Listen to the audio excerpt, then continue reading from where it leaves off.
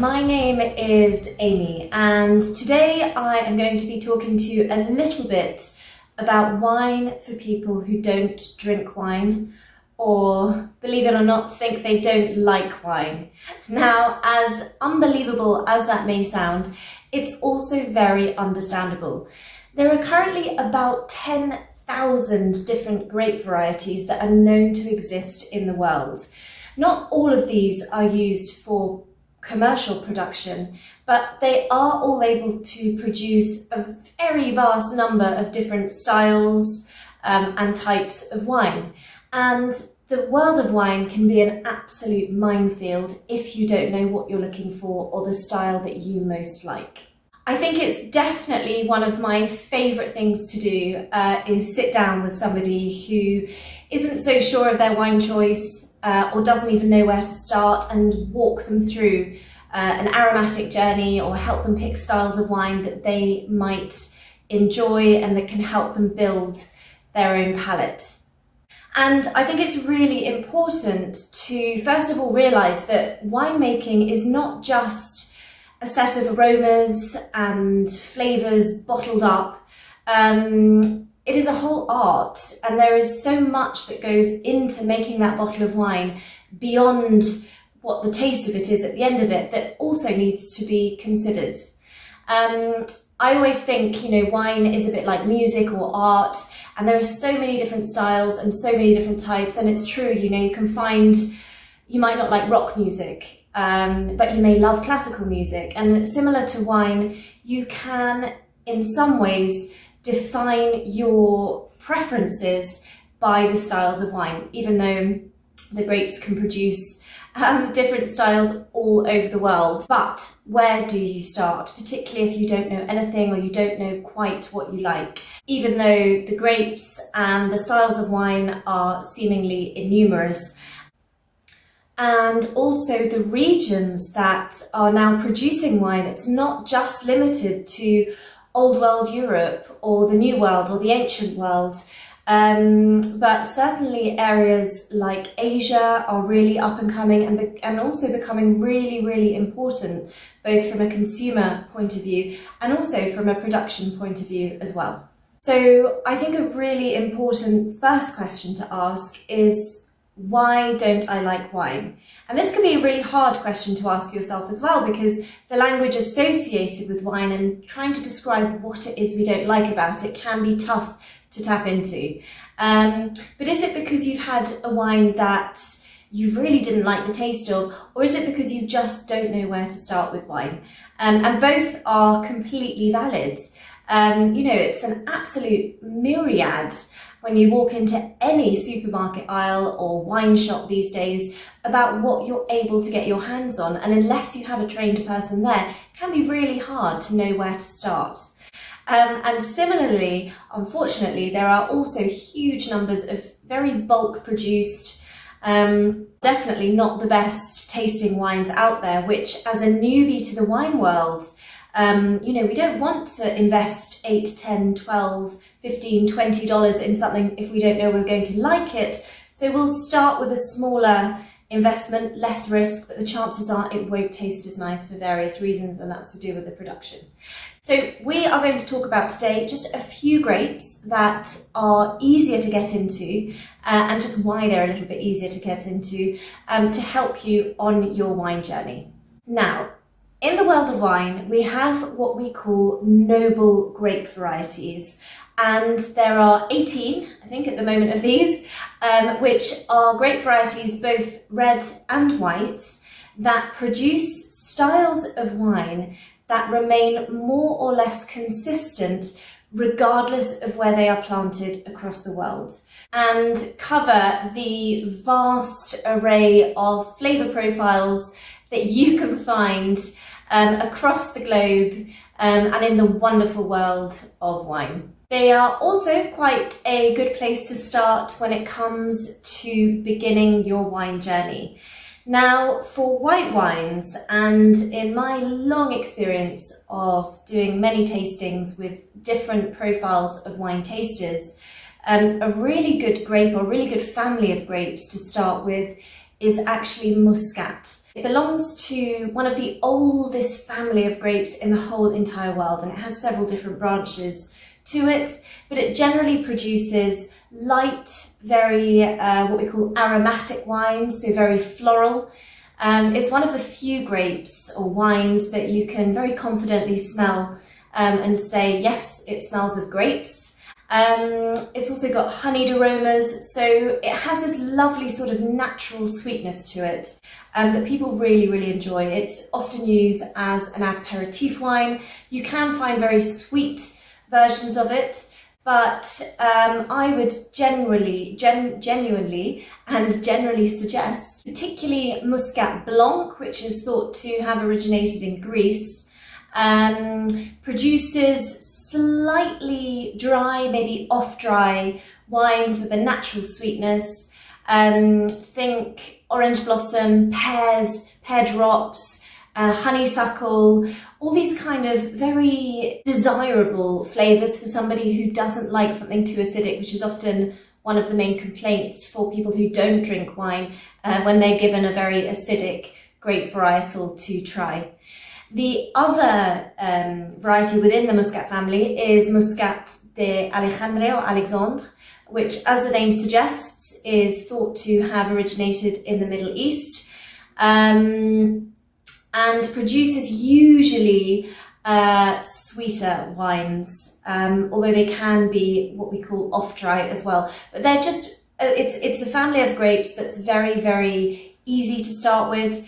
When you pick your bottle, make sure it says dry or off-dry or semi-dry. Don't start with sweet because that's a totally different style of wine.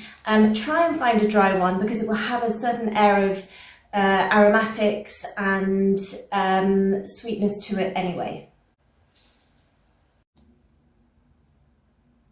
Now, I mentioned acidity, and that is an important feature that turns a lot of people off wines, particularly white wines to begin with. A wine with acidity anyway is a great food wine, so if you're drinking it without food, it can be more difficult to stomach. And it kind of brings me on very nicely to the second white wine that I would suggest trying, which is Viognier. Now, Viognier is a grape that originated in the northern Rhone, but in fact nearly went extinct. Which is mind-boggling when you think about how far spread it is across the world now. In California, it's becoming very popular. In Australia, it's huge. This is a grape that was kind of regenerated. Typically, it produces quite oily wines, so you'd feel them sort of what we call oily on the palate. Very, very fruity. Again, you've kind of got tangerine, you've got more soft orange citrus, you've got honeysuckle. If you open a can of peaches, for example, or mango, and I say can, the juice that comes with that tinned or canned fruit, that's the kind of texture you can expect with a Viognier. So it is oily, but it's also quite easy in some respects. I would aim probably for a Viognier that has been grown more in the New World.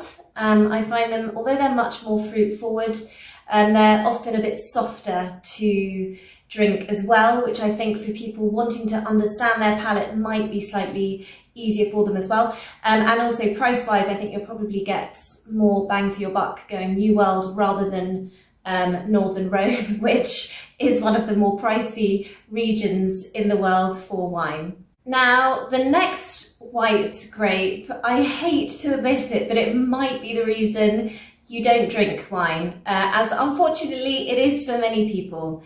Chardonnay has had such a bad rap over the years, and because it is one of the most planted grapes in the world and it comes in the biggest number of styles, some people drink a Chardonnay, whether it's not well made or it's too oaked for them, and kind of taint the whole of Chardonnay. If they don't like it, taint it all with the same brush and say, that's Chardonnay, that's out for me. Which is a real shame because it produces some incredible wines. And as I mentioned, in totally different styles. It is a superb wine to start with as well. It's definitely one of the noble grapes. My advice would be, if you prefer your Chardonnay more full of tropical fruits, because you can find it with things like pineapple and melons and mangoes even sometimes, then aim for a hot country, probably in the New World. I'm thinking Australia, Margaret River, particularly in Australia, or even Hunter Valley produce some fabulous examples of Chardonnay and a very nice style and not overly oaked.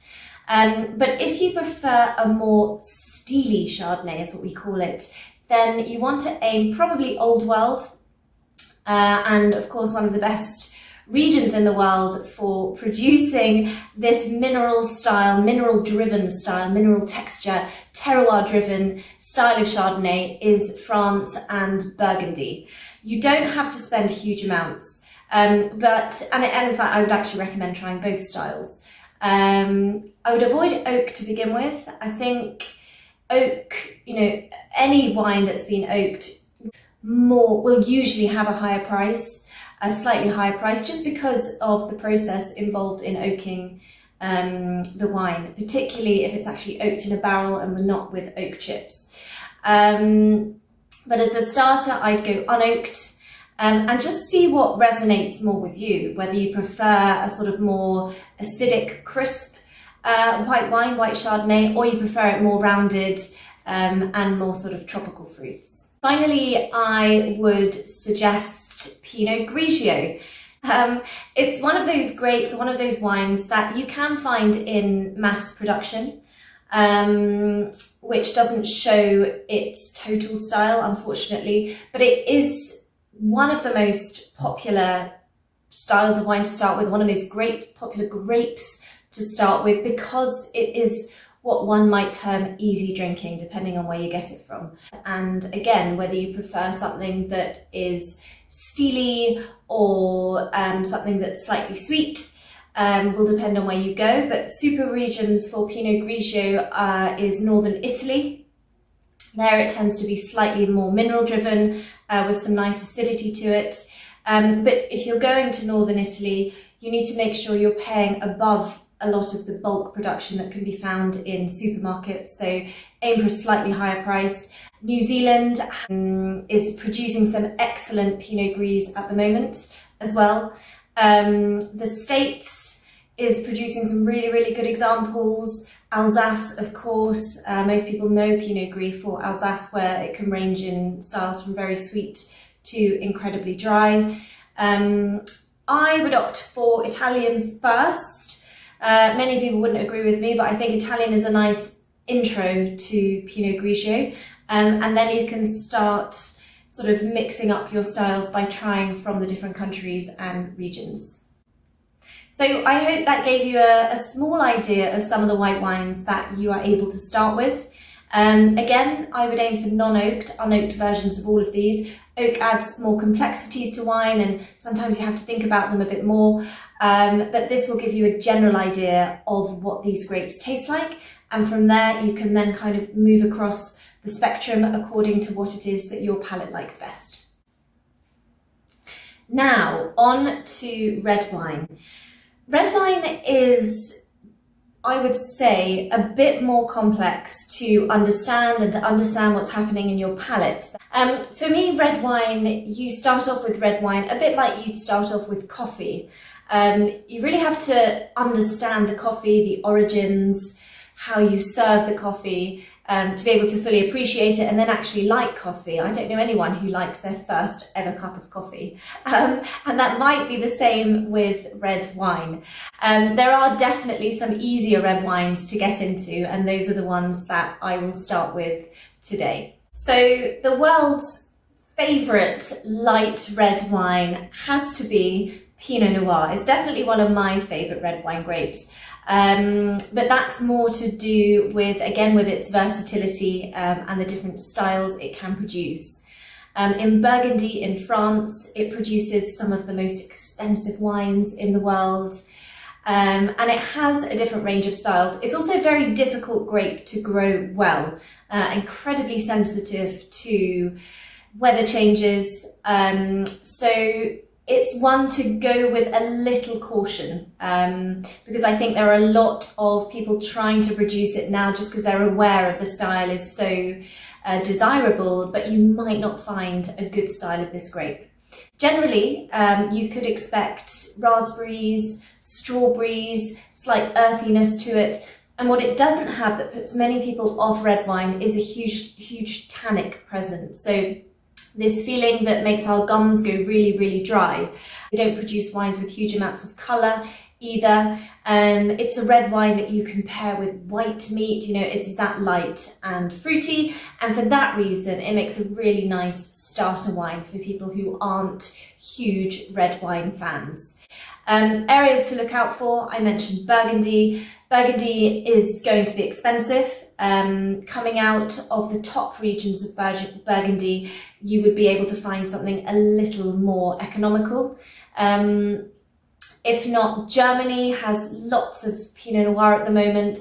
Again, Pinot loves a cool climate, so any of these old world countries that are reasonably cool in climate will probably be able to, if they choose to plant Pinot Noir, might be able to do a good job of it. New Zealand is another big area for Pinot Noir, but the style is slightly different. It tends to be more full-on fruit, bigger in the palate, so you definitely note it more on the gums, earthy.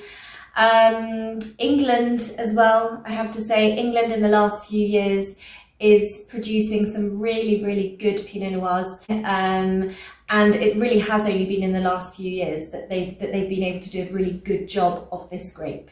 And of course, California and Oregon in particular are also producing stunning examples of this grape. Like I said, because of the fussiness of the grape and the difficulty to produce, it's not hugely produced around the world, so the prices will be slightly higher.